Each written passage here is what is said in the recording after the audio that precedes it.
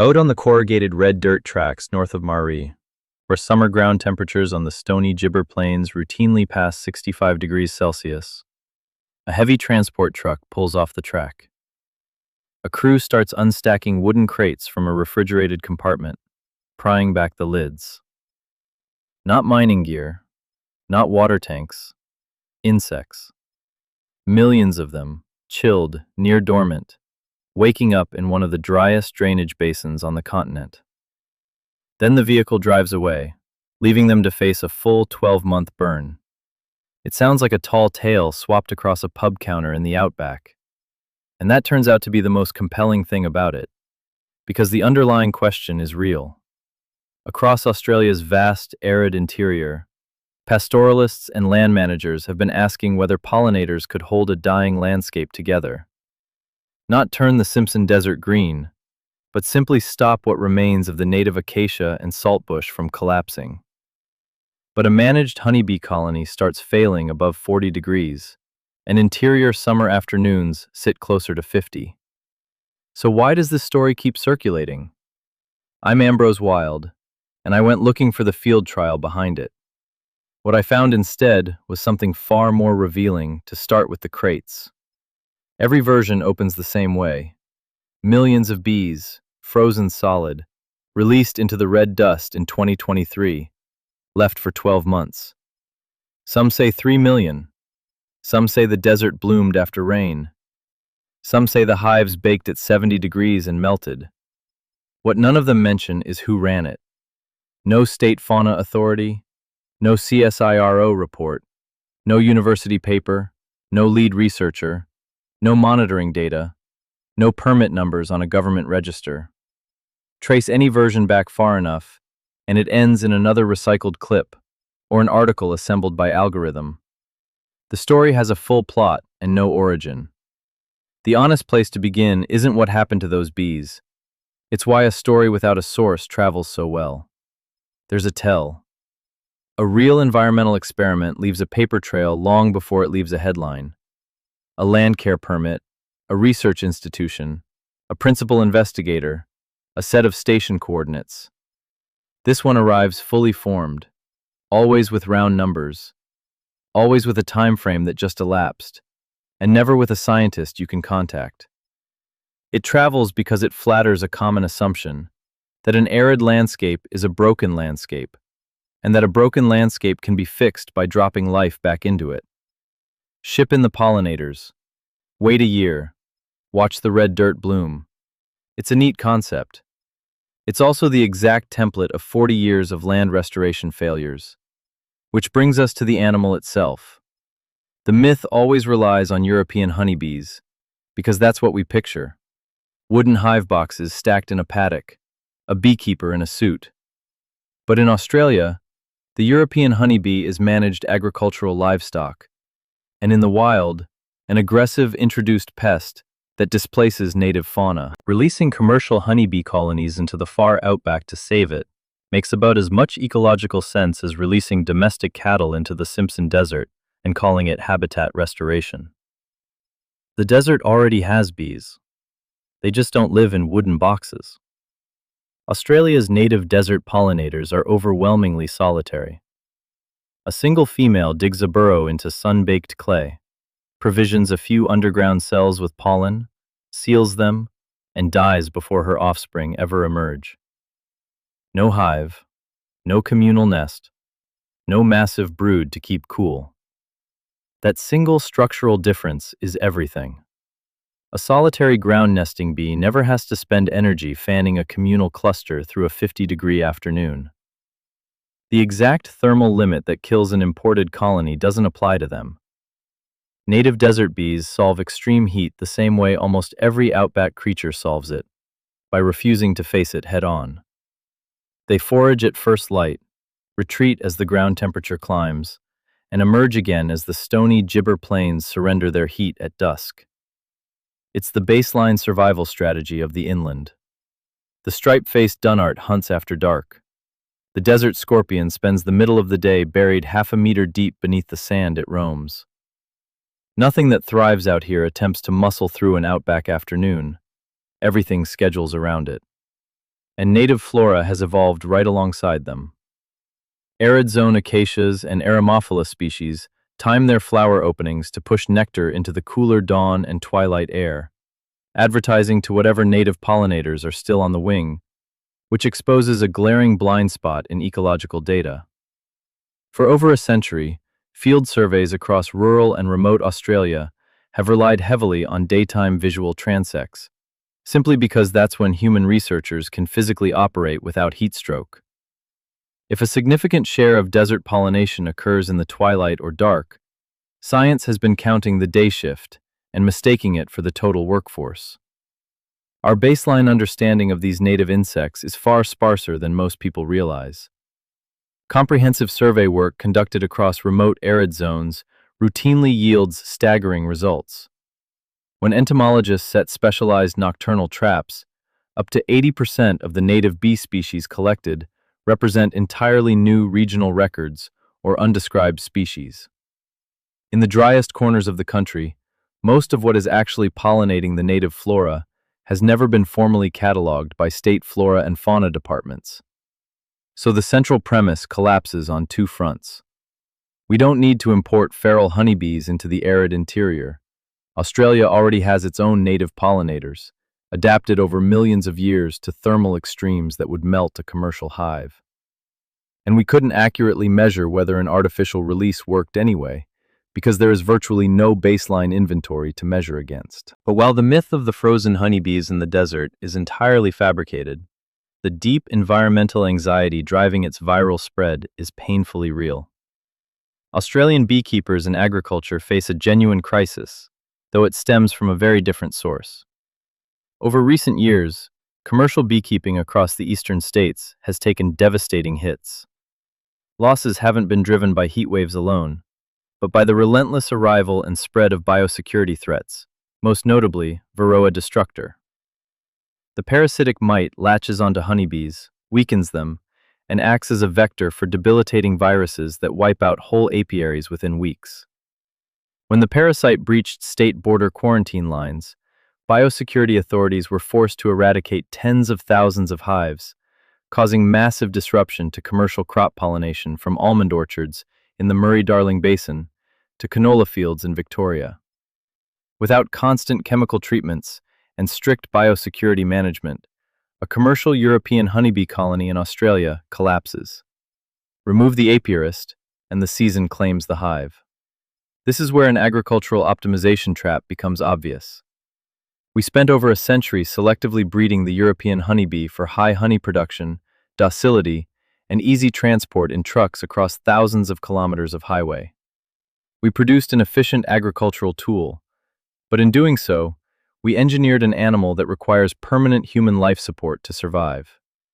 Meanwhile, wild and semi-feral honeybee strains in parts of Africa, living without management or chemical intervention, display robust natural resistance to Varroa mites. Not complete immunity, but high genetic resilience, a trait lost in domestic stocks through generations of selective breeding for commercial yield. So the anxiety behind the viral desert bee story is entirely legitimate. The story simply projects that fear onto the wrong landscape and the wrong species. Which brings us to what actually functions in degraded arid landscapes, and it isn't quick biological fixes. For decades, large-scale engineering concepts have been proposed to halt desertification across Australia's dry interior. Great green belts, massive tree planting corridors stretching across thousands of kilometers of the pastoral zone, designed to halt the expansion of shifting sand and erosion. These mega-projects were designed to look impressive on maps and attract corporate funding announcements. Yet historically, most failed spectacularly.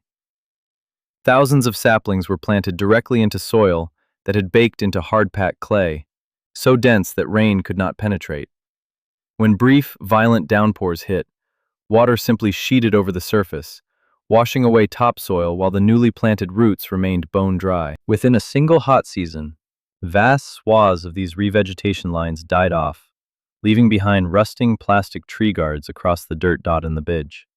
Because of these failures, successful land rehabilitation across Australia's pastoral zones underwent a quiet, radical pivot. Land care groups, station owners, and indigenous ranger programs abandoned grand civil engineering dreams in favor of localized, low-tech soil hydrology interventions.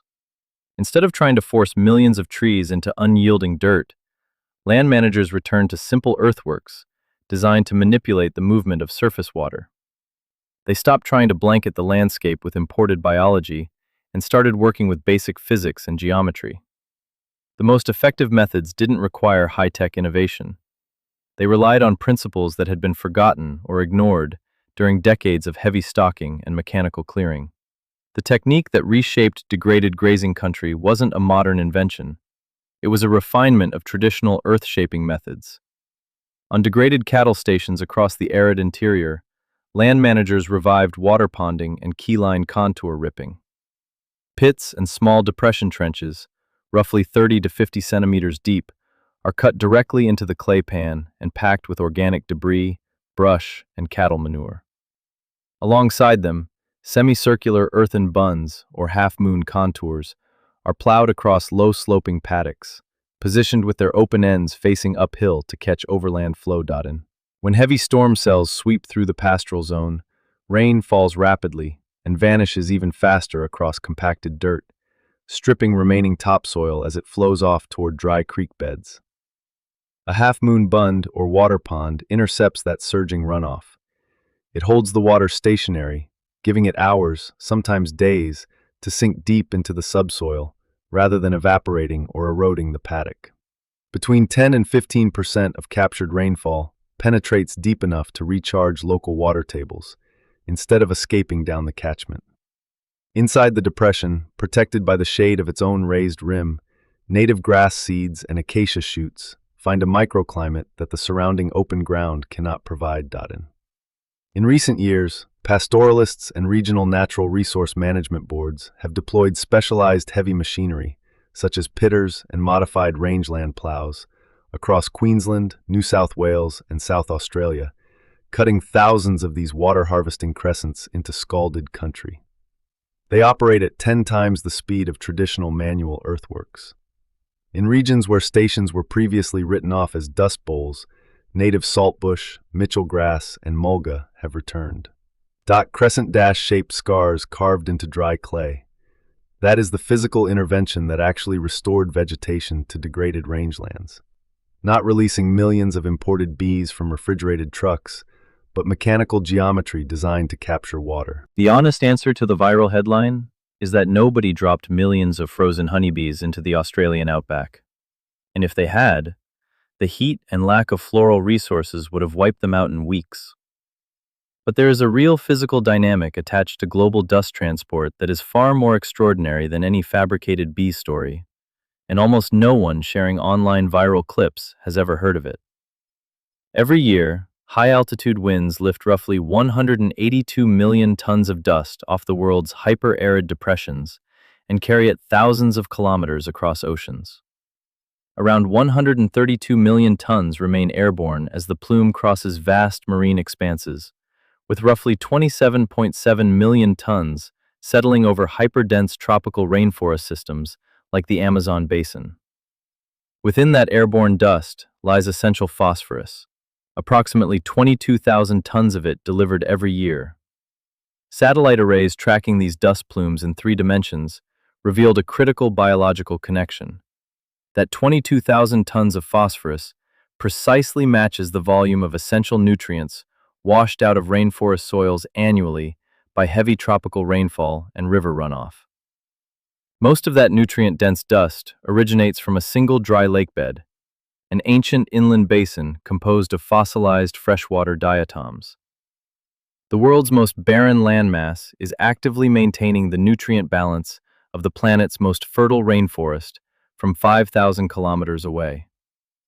The desert that appears entirely dead is sustaining the ecosystem that is most intensely alive. When you understand that scale of planetary connectivity, the viral story of frozen bees released in the desert looks completely different. It isn't just an internet myth, it's a symptom of a persistent human habit. Judging a natural landscape solely by how closely it resembles our ideal of green productivity, then assuming that any environment failing that test must be broken and waiting for us to fix it with shipped-in crates. The arid interior was never broken, nor was it waiting for human intervention. It serves an essential ecological function that operates on a global scale, one that scientists are still actively mapping and measuring. This reveals a far better set of questions than any viral headline offers. Not, how do we force a dry landscape to bloom, but what vital ecological work is this dry landscape already doing that we have failed to notice? That inquiry leads to extraordinary discoveries, buried in places that casual observers write off as desolate wasteland. It forces us to rethink our entire approach to land management, environmental restoration, and our place within natural cycles. When we stop looking at Australia's arid heart as a barren void that needs saving, the entire philosophy of environmental restoration shifts. The inland isn't a dead wasteland waiting for human ingenuity to revive it with imported livestock or quick-fix biological hacks. From the ancient drainage lines of the Channel Country to the vast gibber plains surrounding Lake Eyre, these ecosystems operate on deep, intricate cycles refined over millions of years. The native solitary bees, the deep-rooted acacia species, the seasonal boom and bust cycles triggered by intermittent inland rains, they are all part of a remarkably resilient, highly specialized machinery designed to withstand some of the harshest conditions on Earth. Understanding this balance requires us to abandon the romantic notion that restoration means turning every dry paddock into a lush green parkland. True ecological stewardship isn't about imposing our aesthetic preferences onto an unforgiving landscape. It's about paying attention to how that landscape actually functions. It means recognizing that a native solitary bee emerging for 2 hours at dawn is performing a job perfectly calibrated to 50-degree heat, whereas an imported honeybee colony will simply cook inside its box. It means realizing that simple, patient earthworks that intercept sporadic rainfall and allow water to sink deep into clay pans can achieve what millions of dollars in corporate tree planting initiatives never could. When we look closely at real scientific data, rather than viral internet sensationalism, we find that nature's actual mechanics are far more practical, far more resilient, and infinitely more surprising than any fictionalized narrative. The solutions to our land management challenges rarely come wrapped in neat, dramatic headlines or viral video clips promising instant transformations overnight. They are found in the painstaking work of field biologists, cataloging undescribed native insects in remote pastoral country, in station owners mapping contour lines to catch overland flow across degraded paddocks, and in satellite researchers tracing global nutrient cycles across thousands of kilometers of ocean atmosphere. The red dirt doesn't need us to invent artificial miracles. It simply requires us to pay attention to the ecological mechanisms already at work, to respect the extraordinary evolutionary adaptations that allow native life to endure extreme climate cycles, and to measure our environmental interventions by genuine scientific outcomes rather than comforting myths. I'm Ambrose Wild, and bringing you the verified data, the rigorous science, and the unvarnished reality behind our changing landscapes is what this channel is all about. If you want to cut through the sensational headlines and discover how these environments truly operate, hit subscribe and stay with us for the next deep dive. Because the real story of our living planet is always tougher, stranger, and far more compelling than the fables we create.